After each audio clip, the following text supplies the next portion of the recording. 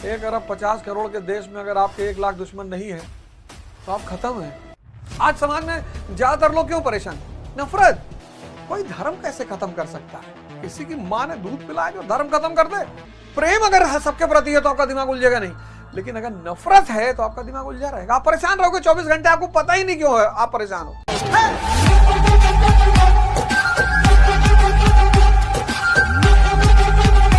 ये जो पाखंड आ गया है, अंधविश्वास आ गया है, इनको बाहर निकालो। कोई धर्म कैसे खत्म कर सकता है? किसी की माँ ने दूध पिलाया जो धर्म खत्म कर दे? पाखंड, अंधविश्वास, पहला काम। दूसरा काम, प्रीच मोनोथिज्म। किसकी शिक्षा देना है? एकेश्वरवाद की। तभी तो ये देश बंधेगा। 80% लिटरेसी रेट है, 80%। और क्या हालत है इस देश की, पता नहीं क्या पढ़ाई की है, क्या पढ़े उन्हीं को समझ में नहीं आया। अब तो इस ब्रह्मो समाज का काम देखो। पहला काम, to purify Hinduism. Purify Hinduism. मैं जिस हिंदू धर्म को समझता हूं, मतलब मैं आज आपको एक चार्ट देता हूं। हिंदू धर्म में भगवान शंकर तीसरी आंख वाले, थर्ड आई। तीसरा आंख का संबंध किससे है? विवेक से। तीसरी आंख का संबंध विवेक से है। उसके ऊपर फर्क नहीं पड़ता कि वो कौन सी घड़ी पहने हैं, कौन सा जूता पहने हैं, कौन सा कपड़ा पहने। ब्रांड मतलब ही नहीं। अंदर इतनी ताकत है, जिसको छू लेंगे वो ब्रांड हो जाएगा। आज का मरा हुआ आदमी ब्रांड दिखा रहा है। तुम्हारे अंतर में इतनी, यही शंकर जी इसी बात का प्रतीक है कि जिसको टच कर लेंगे, पीपल को टच कर लेंगे, पीपल ब्रांड हो जाएगा। बेल को टच कर लेंगे, बेल ब्रांड हो जाएगा। नंदी को टच कर लेंगे, नंदी ब्रांड। हम जिसको टच करेंगे वो ब्रांड। लेकिन इस आंख को खोलने के लिए कौन तुम्हारी मदद करेगा?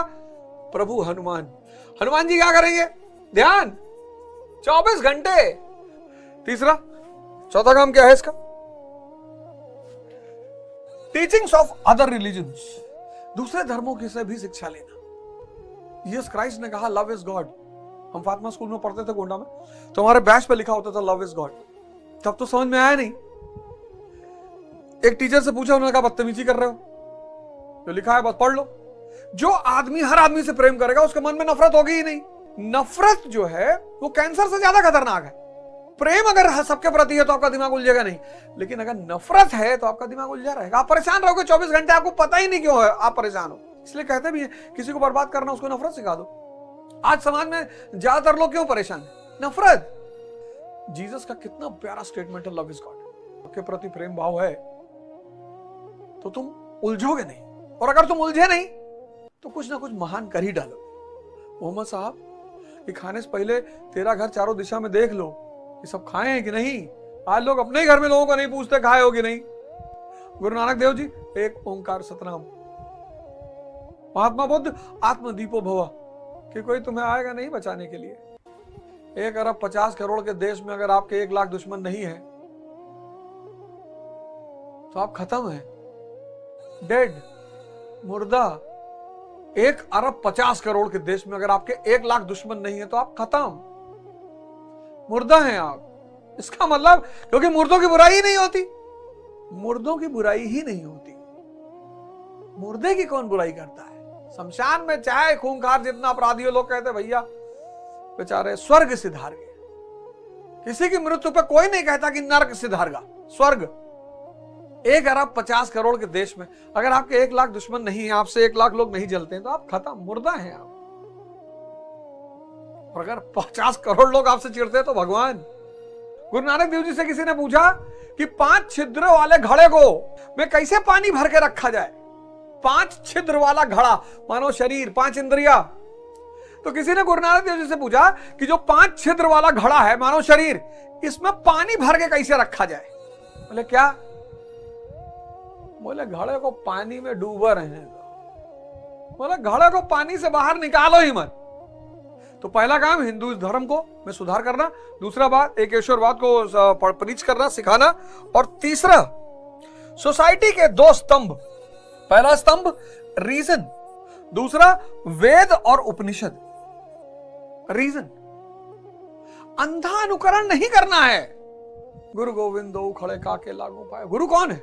जो आपको अंधा अनुकरण से बचाता है। इस दुनिया में जितने भी नास्तिक हैं, जितने भी, उनको आज तक,